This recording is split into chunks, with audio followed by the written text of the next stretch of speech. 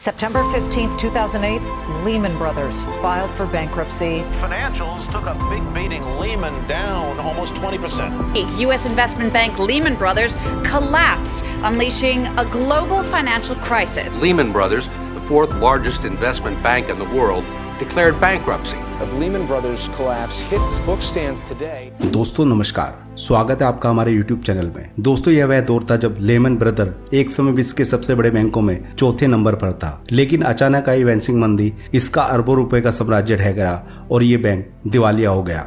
दोस्तों असल में इस वित्तीय संकट की शुरुआत तब हुई जब अमेरिकी बैंकों ने मकानों को खरीदने के लिए अमेरिकी लोगों को बिना जांच पड़ताल और उनके कर्ज को चुकाए जाने की क्षमता जाने बिना करोड़ों डॉलर का ऋण यानी के लोन बांट दिया था। दोस्तों हालांकि बैंकों को नहीं पता था कि ऋण बांटने की एवज में उनके साथ धोखाधड़ी हो रही है। इससे शेयर बाजार डूबने लगे और लेमन ब्रदर की पूरी साख मिट्टी में मिल गई। लेकिन दोस्तों इसकी असल शुरुआत कहां से हुई ये जानना आपके लिए दिलचस्प रहेगा। दोस्तों लेमन ब्रदर्स की शुरुआत मॉन्टगोमरी अलाबामा में 1844 में हुई। इसका श्रेय जर्मनी के शहर रिम्पर में अमेरिकी हेनरी लेमन को जाता है। सबसे पहले उन्होंने एक छोटा सा स्टोर खोला जिसमें वो छोटे किसानों के लिए ग्रोसरी और अन्य जरूरी सामान बेचा करते थे।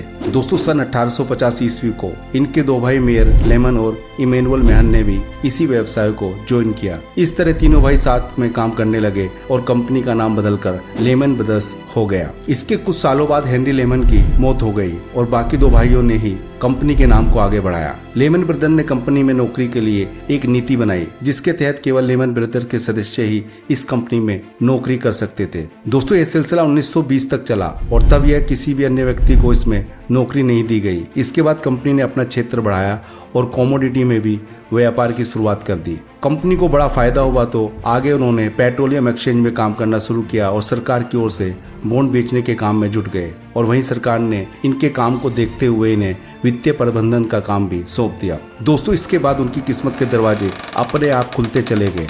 दोस्तों अभी अमेरिकी अर्थव्यवस्था विकसित ही हो रही थी। आर्थिक मंदी के दौर पर कई कंपनियों को रेल लाइन बिछाने और अन्य कार्यों के लिए पैसों की जरूरत पड़ी और उन्होंने लेमन ब्रदर का रुख किया। देखते ही देखते कंपनी को बड़ा फायदा होने लगा और दोस्तों वहीं कंपनी ने प्रतिभूति सिक्योरिटीज की बिक्री और व्यापार का कार्य शुरू कर दिया और 1887 में न्यूयॉर्क स्टॉक एक्सचेंज में एक मर्चेंट बैंकिंग फर्म के तौर पर शामिल हो गई। दोस्तों अपनी स्थापना के 150वें साल के समारोह के बाद एक साल बाद ही 9/11 के हमले में लेमन ब्रदर का वर्ल्ड ट्रेड सेंटर स्थित मुख्यालय पूरी तरह से ध्वस्त हो गया। दोस्तों वैश्विक वित्तीय तंत्र यानी कि ग्लोबल फाइनेंशियल सिस्टम की जड़ें हिला देने वाले लेमन ब्रदर के फेल होने की शुरुआत सन 1997 के दौर से हो गई थी, जब अमेरिका में घरों की कीमतों में बेतासा वृद्धि देखने को मिली। लोग बड़े घरों को खरीदने पर अपना ध्यान देने लगे और 2004 आते ही वहाँ तेजी का दौर शुरू हो गया। ऐसे में अमेरिकी परिवार अपने खर्चों को कम नहीं कर पाए और सारा पैसा दूसरे घरों को खरीदने में लगाने लगे, जिससे रोजमर्रा की जरूरतों के लिए भी कर्ज की जरूरत पड़ने लगी।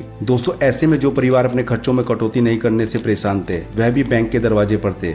वहीं जिन परिवारों ने अपने फिजूल खर्ची में कटौती कर ली वह भी घरों के लिए बैंक की ओर देख रहे थे। हालांकि इनकी जरूरत पहले से कम थी, लेकिन समस्या यहीं खत्म नहीं हुई। धीरे धीरे लोगों में और कर्ज लेने की भूख पड़ने लगी, लेकिन अब बैंक या वित्तीय संस्थान पहले जैसी स्थिति में नहीं थे। इनके पास नकदी की कमी थी और इस कारण बैंकों ने कर्ज बांटना लगभग बंद कर दिया।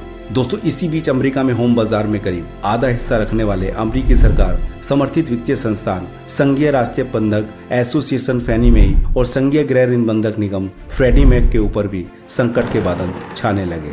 जब सरकार को फैनी मेई और फ्रेडी मैक के फेल होने का डर सताने लगा तो उन्हें सरकारी नियंत्रण में ले लिया गया। अमेरिकी सरकार ने वित्तीय संस्थानों में जान फूंकने और उन्हें दिवालिया होने से बचाने के लिए 200 अरब डॉलर की सरकारी मदद दी। दोस्तों सरकार सिर्फ फैनी मेई और फ्रेडी मैक को अपने नियंत्रण में लेने भर से वित्तीय संकट की समस्या से उबर नहीं सकती थी, इसलिए उसे लेमन ब्रदर को मदद देनी चाहिए थी। दोस्तों वह बात और है कि ऐसा नहीं हुआ और अमेरिकी सरकार ने वित्तीय तंत्र की एक मजबूत कड़ी और लड़खड़ाते निवेश बैंक लेमन ब्रदर को संभालने के लिए किसी भी तरह की कोई मदद देने से इनकार कर दिया। दोस्तों इसका असर तो होना ही था, लिहाजा स्थिति बिगड़ती चली गई और अनंतः 14 सितंबर की रात लेमन ब्रदर दिवालिया घोषित हो गया। दोस्तों 15 सितंबर 2008 को जब लेमन ब्रदर ने दिवालिया घोषित होने के लिए अमेरिकी कोर्ट में अर्जी दी, तब ये अमेरिकी इतिहास की सबसे बड़ी दिवालिया होने वाली वित्तीय फर्म थी। इससे अमेरिका का वित्तीय बाजार धराशायी हो गया और सरकार की बैंकों को बचाने की सारी कोशिशें फेल हो गई। दोस्तों डो जोन्स स्टॉक एक्सचेंज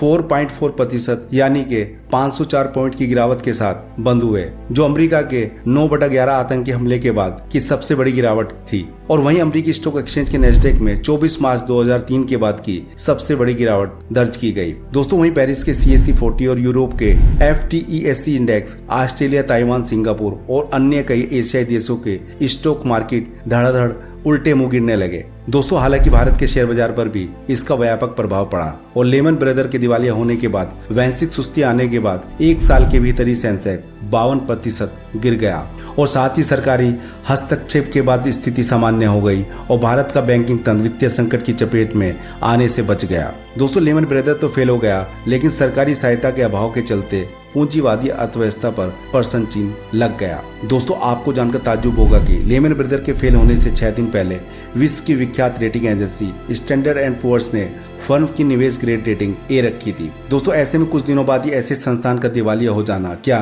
आर्थिक मॉडल पर प्रश्न चिन्ह नहीं लगाते? जाहिर तौर पर ऐसी पूंजीवादी अर्थव्यवस्था में अस्थिरता इसका बड़ा कारण नहीं है। दोस्तों द गार्जियन ने अपनी एक रिपोर्ट में नियामकों, बैंकरों और रेटिंग एजेंसियों को इस संकट के लिए ज्यादा जिम्मेदार बताया है। अगर ये संस्थान आंखें बंद कर यूं ही लेमन ब्रदर पर भरोसा न करते तो शायद इतना बड़ा वैश्विक भूचाल नहीं आता। आप क्या कहते हो? दोस्तों जानकारी कैसी लगी? आप अपनी कीमती राय को नीचे कमेंट करके जरूर बताएं और अभी तक चैनल को सब्सक्राइब नहीं किया तो प्लीज चैनल को सब्सक्राइब जरूर कर लें और इस वीडियो को अपने उन सभी दोस्तों को शेयर कीजिए जिन्हें ये बातें नहीं पता है। Thank you very much. Keep watching, keep learning.